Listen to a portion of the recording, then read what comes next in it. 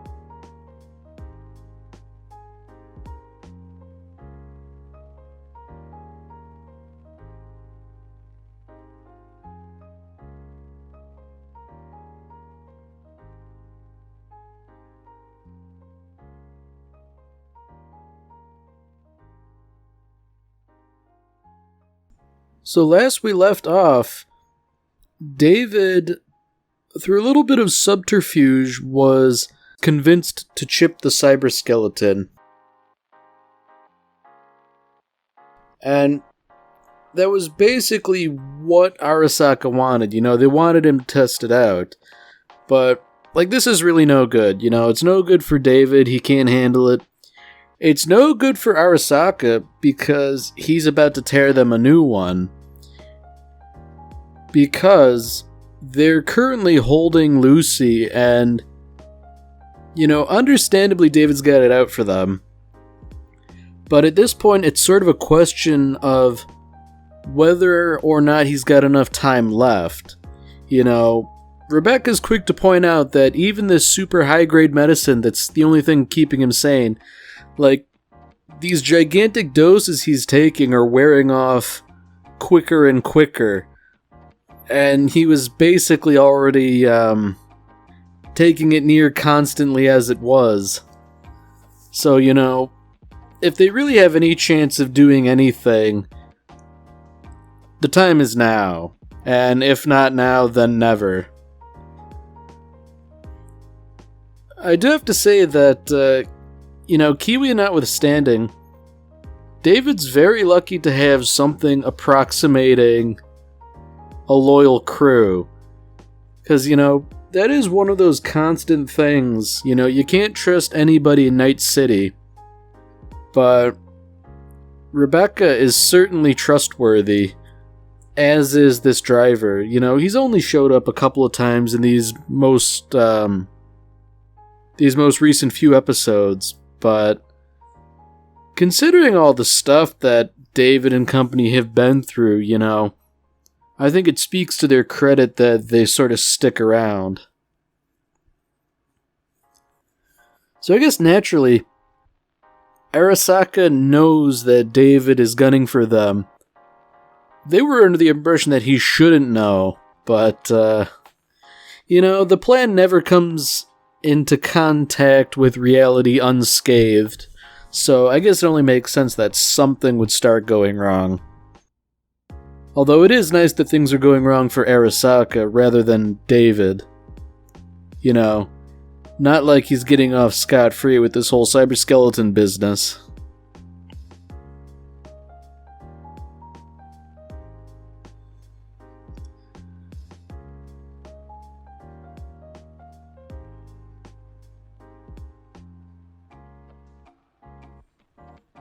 Alright.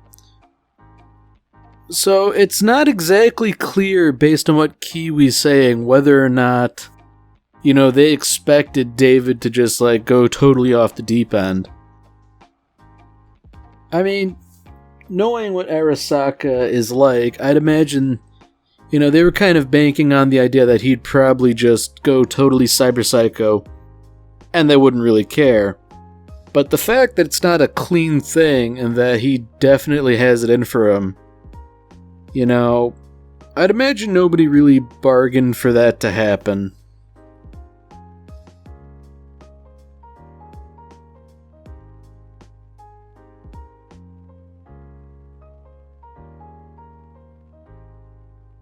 So, sort of like that scene with Maine in the beginning of episode 6, where he was just sort of walking through the desert, David's doing the same sort of thing, walking through Night City, thinking about his life.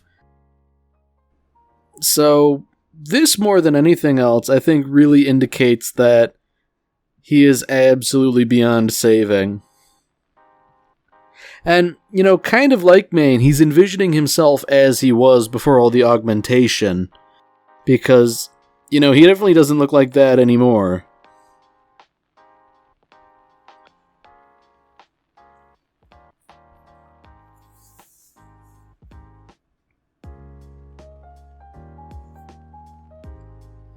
Yeah, so just to put a real fine point on things, we get that little warning from the Ripper doc again. This medication doesn't erase the effects of cyberpsychosis, it merely delays them. So, inevitably, you're gonna go hurtling over the edge and it's gonna be bad. But, I don't know. I don't really think there's room for cautious people in Night City. I mean, at the very least, if you're cautious, you're not going to become a legend. You just sort of delay your inevitable ignominious death, but without the added bonus of some people at least remembering you.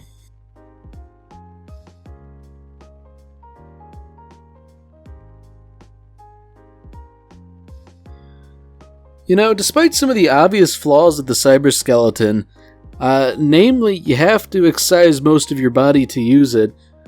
The gravity weaponry it uses is pretty darn interesting, and surprisingly effective. You can just sort of create giant potholes out of nowhere.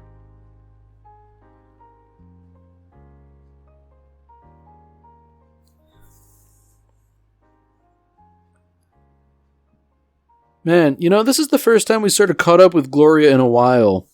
And I guess it's unfortunate that, one way or another, David is making it to the top floor of Arasaka. I think the worst part about this scene is that, Rebecca knows.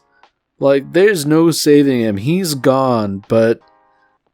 what can she do? She can't deny him essentially his last wish. It's just that last... resigned look she makes. It's this isn't good, but I feel like I have no choice but to help. That's so sad, man.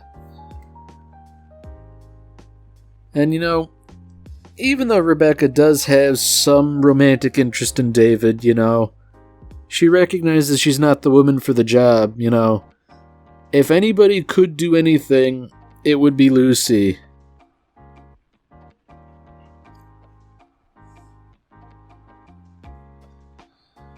Oh dear. It looks like Kiwi was perhaps a little too trusting.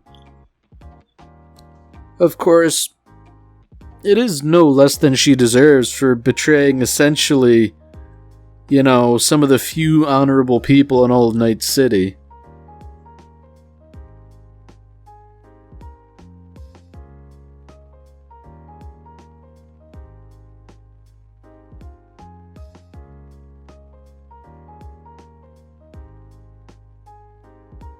David is remarkably lucid given everything that's going on, Seeing as how he's in the grips of cyberpsychosis, I don't think it would be necessarily a given that he could respond to commands or requests like that. But, David is resilient and built different, as he likes to say. Man, it really does seem like things only get worse, because now MaxTac is on them, and I'm given to understand that those guys are basically like, the SWAT team riot squad that specialize in taking out cyber psychos. So if they're latching on to David, things definitely aren't good. Time is limited. Now, it would seem as though all that little foreshadowing about Atom Smasher is now paying off. This is the sort of like Black Swan scenario where somebody like Atom Smasher would be necessary to put down David. And it just so happens he's here right now in the room. Now, Atom Smasher is definitely an interesting case. I've talked a bit before about how he's remarkably similar to David in that they're both, largely machine.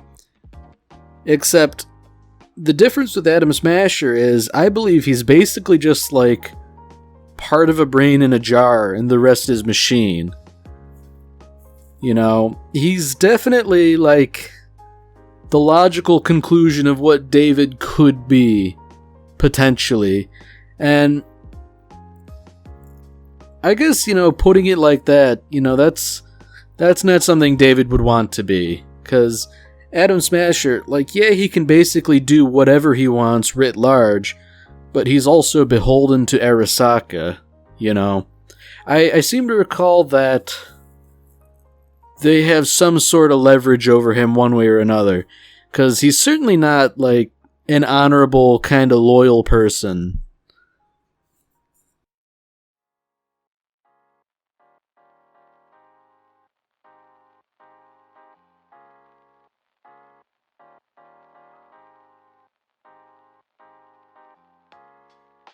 So I guess, Kiwi wants to prove that once again, you shouldn't trust anybody in Night City.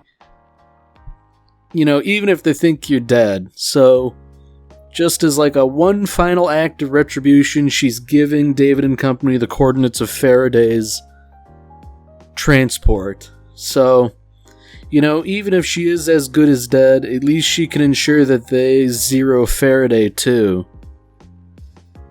And maybe it doesn't make the inevitability of her death any easier, but I don't know. It might ease the pain a little bit.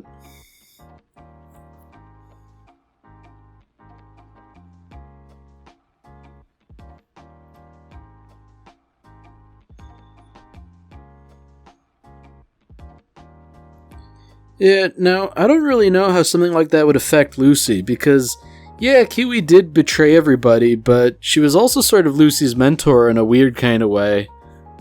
I'd imagine even with all the bad blood, that would still be something that gets to you.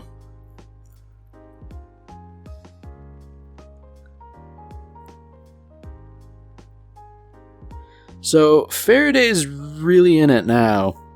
David's right there, and I'd imagine he's not going to be particularly kind in how he treats Faraday, especially after all the stuff he's done. I feel like death is a foregone conclusion for Faraday, but, it's the method that should be worrying him.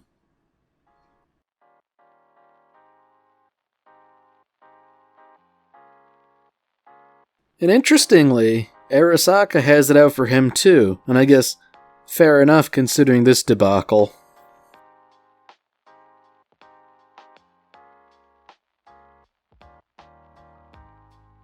So interestingly enough, Atom Smasher seems rather dismissive of the cyber skeleton, but I guess, in his position, not much impresses him anymore, considering that I believe he's been around for the better part of a century. In a weird sort of way, this sequence is almost kind of like some of the established lore, in which Johnny Silverhand, famous rocker boy, portrayed by Keanu Reeves, he assaulted Arasaka headquarters, and he encountered Atom Smasher. This was back in 2013 in the lore. And things didn't go too well for Johnny. But given that this is sort of like a tie-in to Cyberpunk 2077, and Johnny Silverhand features in that game fairly prominently, it's interesting that there's, I guess, something that could be considered a parallel.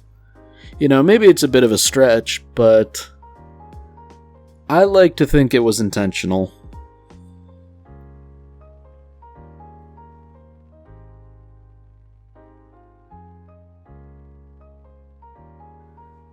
So Faraday seems to think he has some kind of leverage.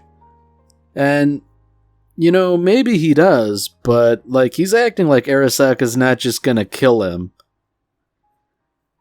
And I mean, considering that Adam Smasher's on the premises, everybody's, I guess, remaining amount of life is measured in minutes, I'm given to understand that Adam Smasher really doesn't care about collateral damage. And at a point like this, David probably isn't too bothered with collateral damage either.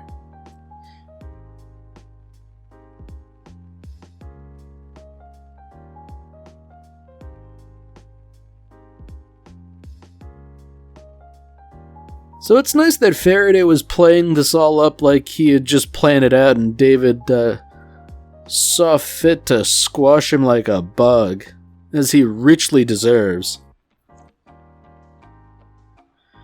Now, Faraday doesn't really seem to understand that he really is a nobody, He's ordering Adam Smasher around like he has any authority. Adam Smasher doesn't even really take orders well, he just kind of does it, but he does so grudgingly.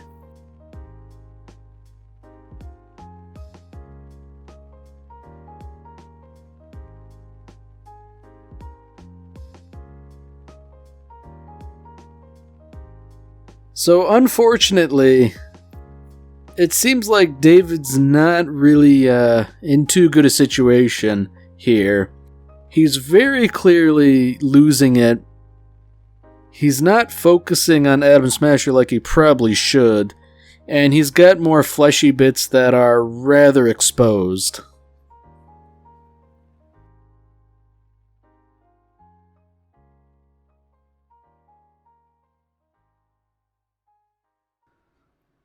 So I do really like this scene, It's rather melancholy between the music and just the sort of revelation that, even using the Sandevistan, Adam Smasher can keep up with him. That's definitely not good.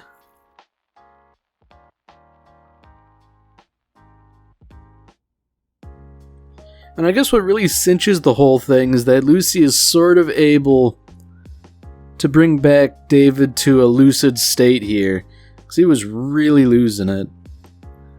And in all likelihood, this isn't a permanent solution.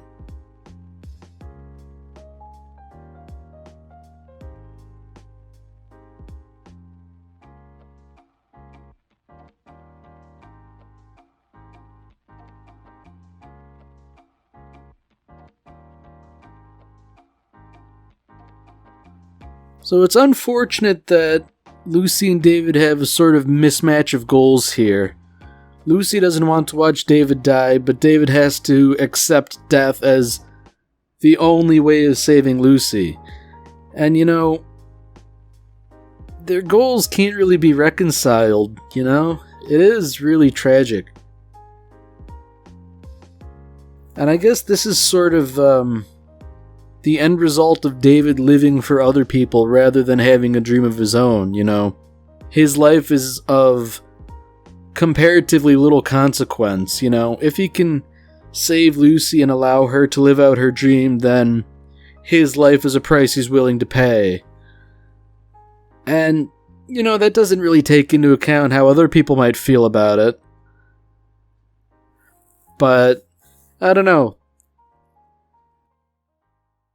David isn't really strong on forethought here, he just kind of acts on impulse.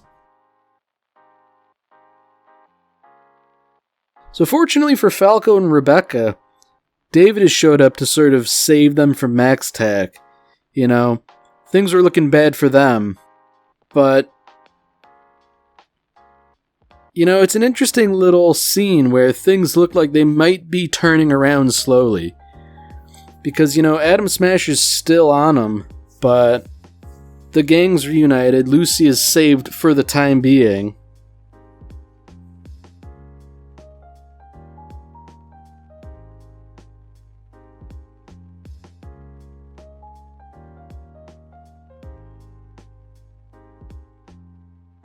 You know, I almost hate to say it, but this scene really hit me like a ton of bricks, just because of how unceremonious it was. And, like, that's just how things go in Night City. Life is cheap. But, you know, Rebecca really didn't deserve to go out like that. She was truly loyal to the end.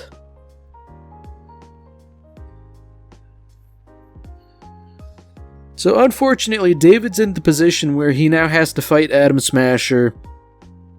He's out of suppressants, he's already wounded, you know. Like, there's really not much he can do, and Atom Smasher is fully aware of this. And if that weren't bad enough, you know, Lucy can't even really do anything either.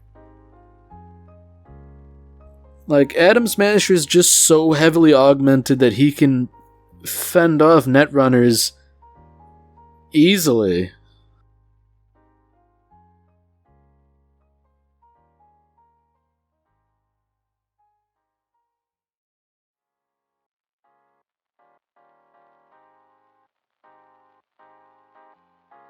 So it seems like Atom Smasher's really putting the cyberskeleton through some rigorous testing.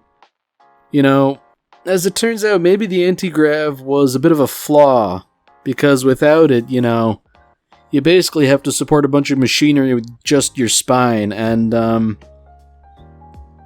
you know, that's not great design-wise.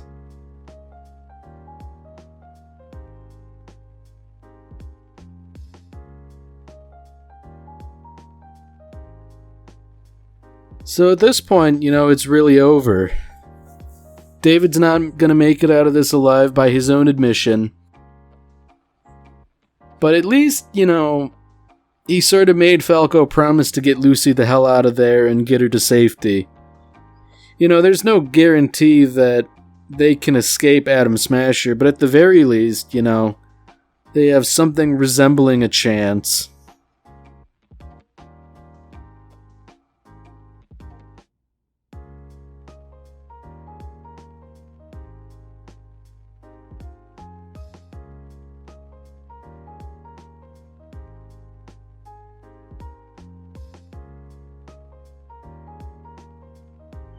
So I do think this is also an interesting line here. You know, Atom Smasher basically offers him to become like a full cyborg, become basically a thrall of Arasaka like him. And David, to his credit, you know, just waves him off. I think that was probably the right choice, you know, that was a real devil's bargain. Like, do you want to become enslaved like I am, or what?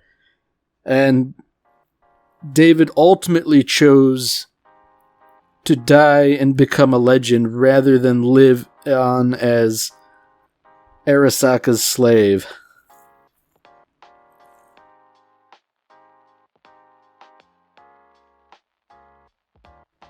So it's not clear how much time has passed, but Lucy has made it to the moon after all.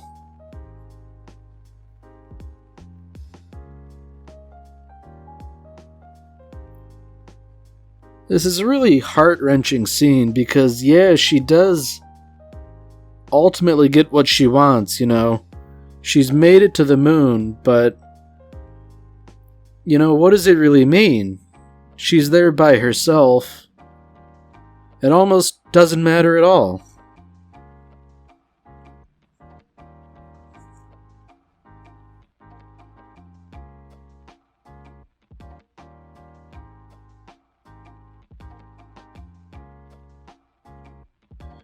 I've thought a lot about this last little scene where she sort of embraces the sun, and I choose to believe that she's found some measure of acceptance that, yeah, things are bad, and they will likely always be bad, but at least, this little bit is kind of nice.